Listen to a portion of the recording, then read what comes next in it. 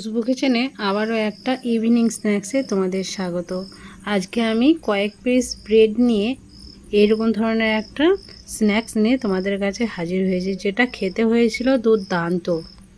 আর এই রেসিপিটা যদি একবার বানাও তাহলে বারবার মন চাইবে তৈরি করে খেতে। তো চলো এর জন্য কী কী উপকরণ নিয়েছি সেটা প্রথমেই তোমাদের কাছে শেয়ার করি। এখানে দুটি আলুকে ভালোভাবে সিদ্ধ করে আমি ম্যাশ করে নিয়েছি। এরপর এখানে কিছু মশলা অ্যাড করে দিয়ে দিতে হবে স্বাদ মতো লবণ। এরপর এখানে আমি অ্যাড করেছি হলুদ গুঁড়ি। তো একে করে সব মশলাগুলোকে কিন্তু অ্যাড করে দিতে হবে। হলুদ গুঁড়ি দিয়ে দেওয়ার পর এখানে দিয়ে দিয়েছি লঙ্কার গুঁড়ি, জিরের গুঁড়ি আর ধনিয়া গুঁড়ি।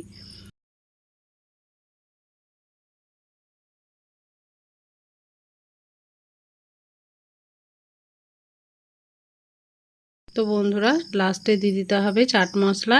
এটা দিলে স্বাদটা কিন্তু দারুণই হবে তার জন্য। তো চাট মশলা দেওয়ার পর এখানে আমি অ্যাড করেছি পেঁয়াজ কুচি আর লঙ্কা ছোট ছোট করে দুটি কেটে রেখেছিলাম, সেটাকে দিয়ে দিলাম। এরপর ভালোভাবে সমস্ত উপকরণকে খুব সুন্দরভাবে মিক্স করে নিতে হবে।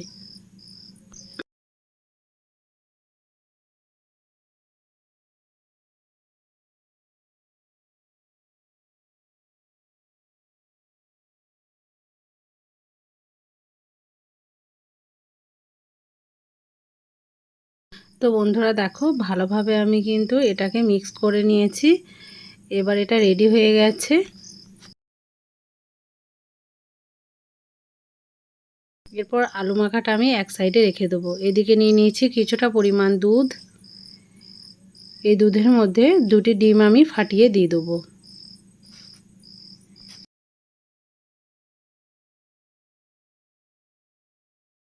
তো বন্ধুরা দেখো দুধের মধ্যে ডিম দুটিকে আমি দিয়ে দিয়েছি।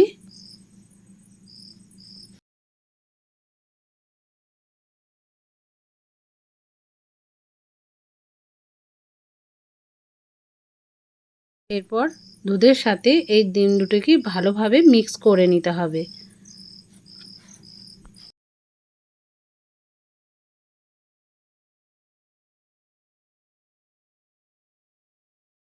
এটা রেডি হয়ে গেছে। এদিকে গ্যাস ওভেনে কড়াই আমি চাপিয়ে দিয়েছি তেল।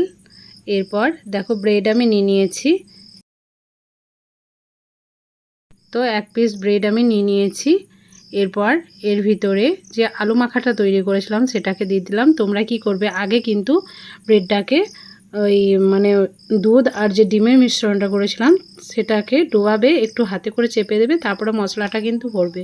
আমি প্রথমে এইভাবে দেখালাম, তারপরে আমি কিন্তু পরবর্তীকালে মানে পাউরুটিটা আগে এই ডিম আর দুধের মিশ্রণের মধ্যে ডুবিয়ে একটু চেপে দিয়েছিলাম। দেখো ঠিক এইভাবে করে নিতে হবে। তো এটা প্রথমে হয়নি বলে আমার আর একটা আমি এর উপরে দিয়ে খুব সুন্দরভাবে এটাকে চেপে চেপে এক্সট্রা দুধটাকে বের করে দিচ্ছি। এরপর দেখো তেলের মধ্যে আমি দিয়ে দিলাম। তো তেলটাও এদিকে গরম হয়ে গেছে। এরপর এক এক করে এই স্ন্যাক্সগুলোকে খুব সুন্দরভাবে ভেজে নিতে হবে। তো প্রথমে একটা আমি দিয়ে দিয়েছি।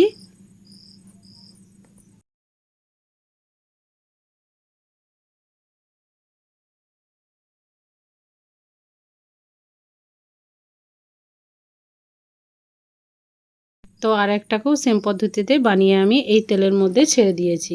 তো বন্ধুরা দেখো টোটাল আমি 4টি ছেড়ে দিয়েছি তেলের মধ্যে। এরপর উল্টো পাল্টা করে একটু লালচে করে ভেজে নিতে হবে।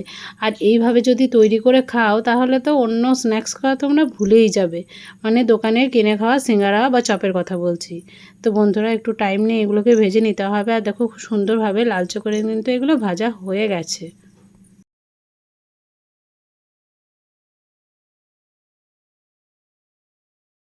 তো এরপর এক এক করে তেল ঝরিয়ে এগুলোকে তুলে নিচ্ছি।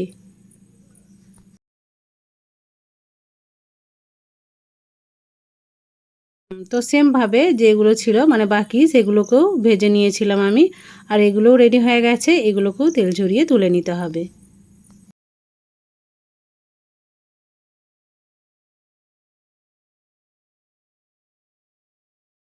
তো বন্ধুরা এইভাবে স্ন্যাক্সটা অবশ্যই বাড়িতে বানাবে। 2 থেকে 3টি রুটি যদি থাকে আর সাথে যদি থাকে একটু আলু, তাহলে খুব চটজলদি এই স্ন্যাক্সগুলো রেডি হয়ে যায়। তো চলো বন্ধুরা তোমাদেরকে এবার সার্ভ করে দেখাই। দুর্দান্ত হয়েছিল খেতে। এই রেসিপিটা বানানোর জন্য রিকোয়েস্ট রইল। দেখে মনে হবে যে একদম ভেজিটেবল, কিন্তু খেতে হয় দারুণই। তো আজকে রেসিপিটা তোমাদের কাছে কেমন লাগলো সেটা কমেন্টে জানাতে ভুলবে না। যারা নতুন আছো তারা চ্যানেলটাকে অতি অবশ্যই সাবস্ক্রাইব করে আমার পাশে থাকবে। তো বন্ধুরা দেখো, ভিতরে পুরে ঠাসা আর বাইরেটা একদম মুচমুচে। তো বন্ধুরা আজকের ভিডিও এতটুকুই। দেখা হচ্ছে পরবর্তী ভিডিওতে। ভালো থাকবে, সুস্থ থাকবে।